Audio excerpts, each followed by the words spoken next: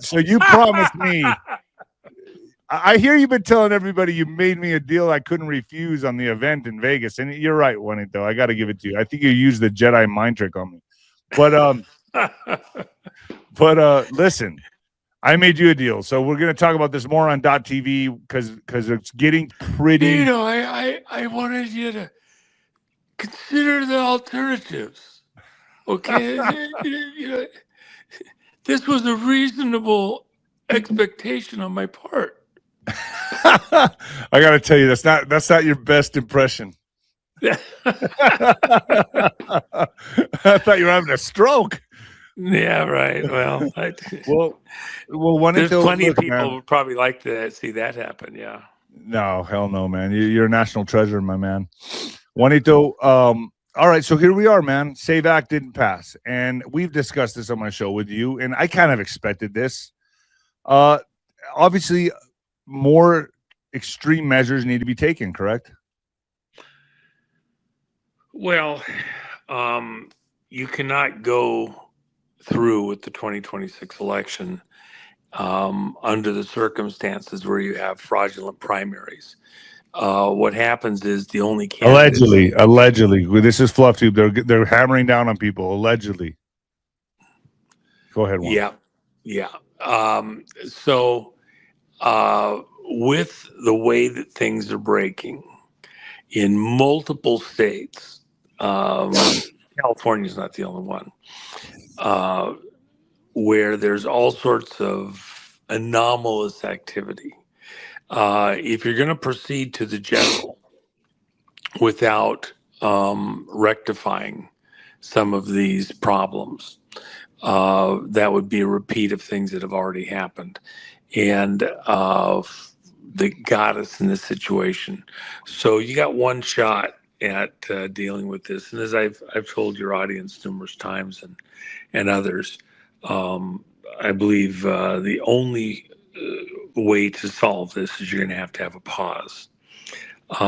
Several years ago, I was on a call with a number of very serious players in the political arena, and was on a conference call, and we've been on it, a bunch of attorneys like that, for several hours. And at a certain point, I said, well, I think you're going to have to pause the election before it's all over with, and military's going to have to step in. And my friend that was in the room with me, and we're in his law office on this elevated floor and all that, and he hits the freaking mute button. He goes, dude, these are serious players. You cannot talk shit like that. I'll never live this down. Don't say another word. So Jen's laughing in the background because she knew. So it's absolutely, you just have to understand. I mean, this call, probably real number, was costing various people somewhere around $15,000 an hour. And we've been on it for several hours with all the attorneys involved. And it was dead silent. The longest silence, I mean... Uncomfortable silence? 30, 45 seconds. Absolutely dead silent. My friend is just like, he's just rubbing his eyes. He's looking at the ceiling. He's like, so embarrassed. And then the senior attorney, a person that most people here in this room would know the name of instantly, breaks the silence, and he says, it probably will shock everybody else on this call, Juan, but I believe you're exactly correct, and I agree with you, and applaud you for at least bringing out the elephant in the room. Beautiful. And after that, my friend is just like, I can't believe this. He's agreeing with you seriously on this. And somebody talks to the president pretty regularly. And, they were just shocked. Now, this was years ago. talking about what was coming up and Coming in 2026. Yeah. So the reason I say that is because it's not as unbelievable as it might sound. It's never happened like this before, but the threat against America is not anything like it's ever been before. And let me point out again something that I've pointed out to audiences before. Trump said at least 2 times now, but probably several, but 2 that you can go search on the internet, in spite of YouTube and everybody else. And he has said 2 specific times that I'm aware of, and there's probably others. I was 45, 46, although I don't really want to admit that, and 47 now. What an absolutely audacious, over the top, completely insane statement is that to most Americans, let alone in a military environment and other stuff, for given the side eye. What did he just say? How could he make such an audacious statement? But within a very rarefied area of military command, he never relinquished his authority, and that's nuclear and beyond. Now, the reason I say that is because that's how serious the situation is. There's things going on in plain sight that are hard to get your mind around. If you're, somebody mentioned they're bringing their daughter to the event there in Vegas in a couple of days that you're emceeing, and said, the daughter just, she doesn't want to hear any scary stuff. She doesn't want to be able, she wants to be able to sleep at night. She doesn't want to, she's got kids to raise and all that. She's coming to enjoy the movie, Dark Horse, which we're showing the first night, and hear some of that. But she doesn't really know that she wants to hear the rest of it. So she could go on another day. She could go on another day. Now, here's the thing. For most people, it's a bridge too far. They just don't have the bandwidth to hear, I was 46, but I really don't want to, admit it. It stretches their mind. It causes them to have to do mental gymnastics. I don't want to have to worry about nuclear. I don't care anything. I just want to be able to get gas in the gas tank. Now, here's the reason I mentioned that. Oh, there! Look what Alex just brought up. There it is. Yeah. Then, yep. Good job, Alex. Okay. So here's what the problem is. You have a huge component of our population that does not want to be bothered with the details. They want somebody that talks the way they want to talk, that's smooth, that pats them on the wrist, and comforts them on their way. And to me, that's sort of like I had somebody, we were dealing with a very serious medical situation just a short while ago. And the medical people wanted this person to go through a standard treatment, cancer thing of, hold their hand, come in, get the goop, get the radiation, get all the other stuff, and they're going to die. And so they're making them feel good while they're giving them everything that's going to make them go through so much misery. And I asked the person before they got too far along, I says, they're going to make you, it's going to be brutal. It's going to be gripping, and they're not going to save your life. Are you sure you don't want to try a different alternative? Because their chances of winning at this point and putting you through all misery.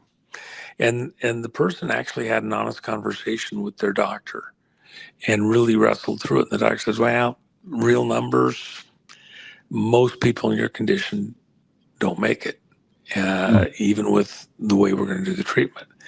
And she did some research and came up with a number and realized, they say about 90% die, about 10% can make it. That's not very good odds. And she wanted to talk to somebody that had made it after going through the treatment. They couldn't provide anybody. They're just so miserable. They die of other stuff along the way.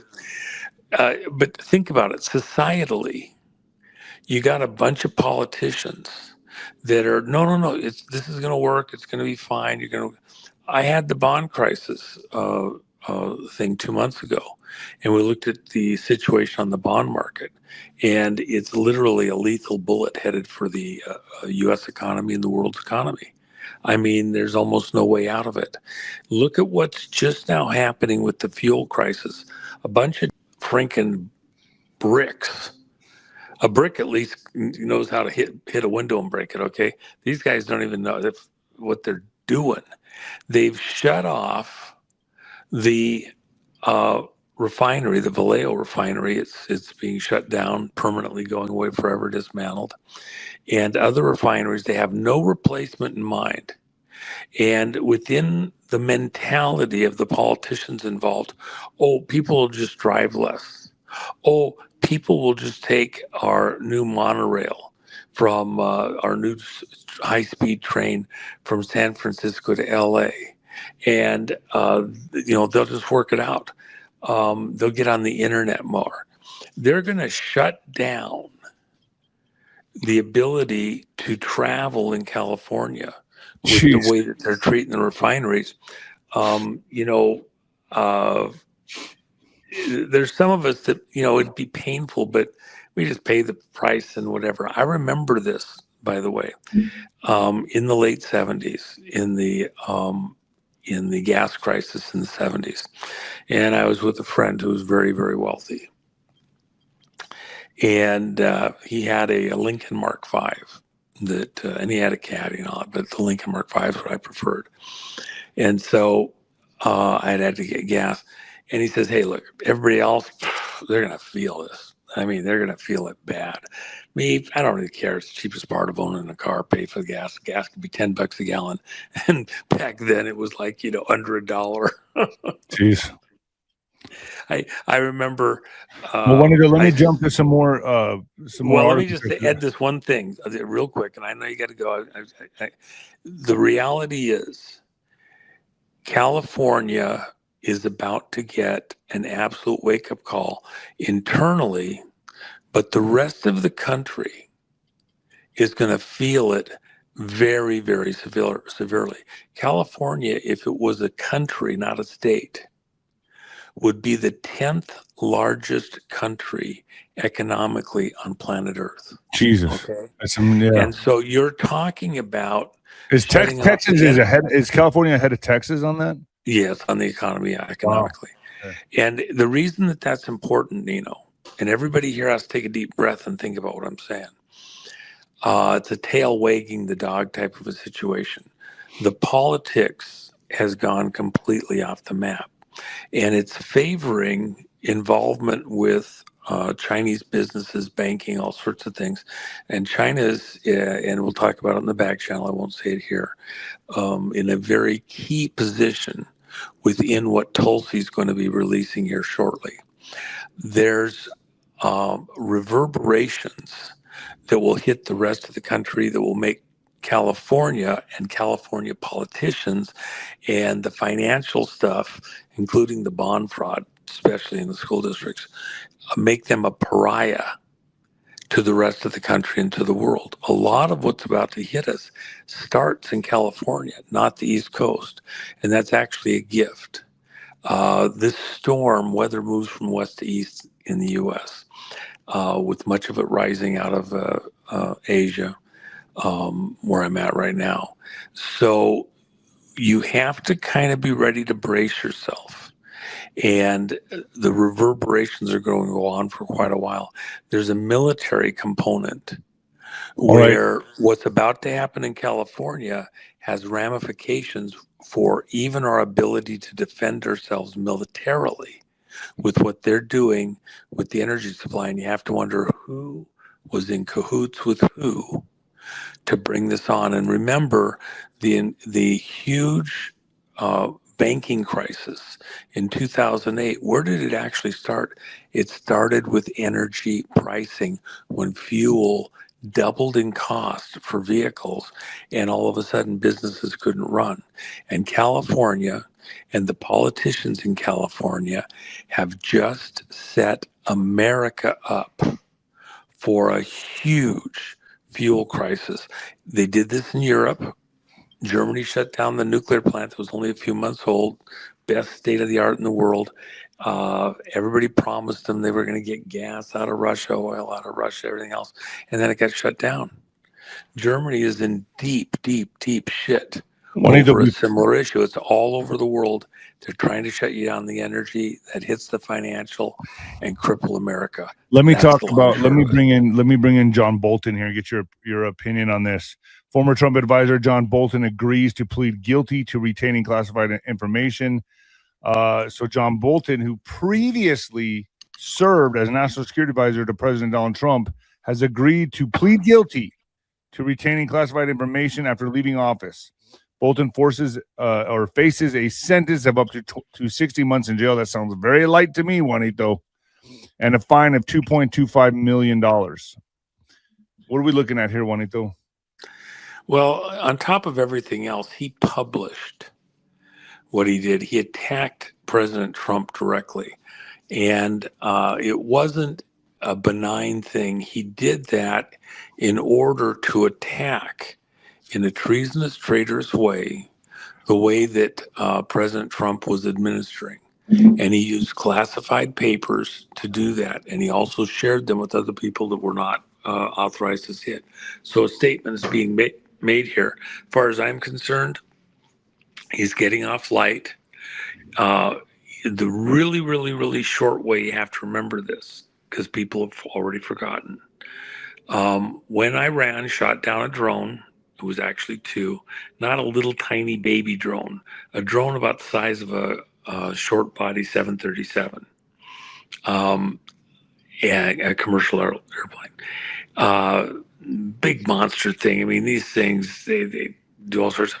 Iran shot it down. They'd actually shot another one down. They faked that the other one that was missing crashed into Mount Shasta. A complete bullshit story. So they could account for it. And Bolton and others came to the president and said, you have got to act and do something to show Iran they can't get away with this. Well, from a globalista standpoint, trying to start a war, there was all sorts of questions. Was Trump being set up? Trump finally agrees to go ahead and set everything up. The National Security Advisor Bolton, he gets it all put together. Everybody ends up in the Oval Office weeks later in the afternoon because it's midnight in Iran. And they're going to go ahead. Trump has said, don't do anything till I approve it, but get everything ready to go. They get everything ready to go. They got the planes running on the carrier decks, the missiles all locked in. Everything's ready to attack Iran and make them pay for taking down this drone. And then as Trump gets the order on his desk, he pulls his pen out of the drawer. He's about to sign this order to attack. He stops and he asks a question of one of the generals. He says, how much was that drone, by the way? And he says, about $30 million. Okay. And he says, and how many people are we going to kill here right now? Because I said I wanted minimum casualties at all, but especially civilian. And they said, well, we think about 100. About 100 people are going to die in this attack. And he's thinking about it for a second, and then another general piped, 200 max. It could go as high as 200. But we've tried everything to minimize it and all that. Trump's like, are we going to kill the, a janitor in the aspirin factory type of thing, something that happened in Iran or Iraq.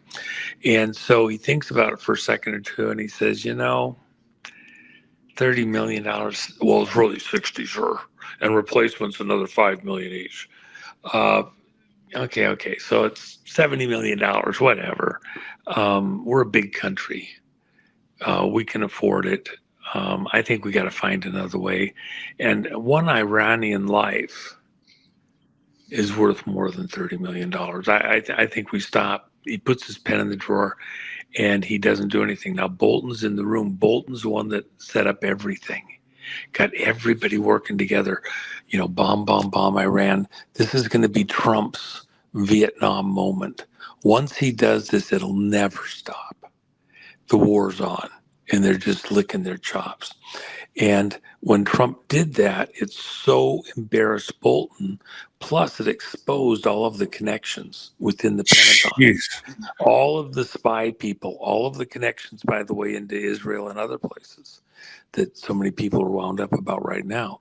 It exposed it, and then Trump started rooting a lot of these people out and cutting them off from things.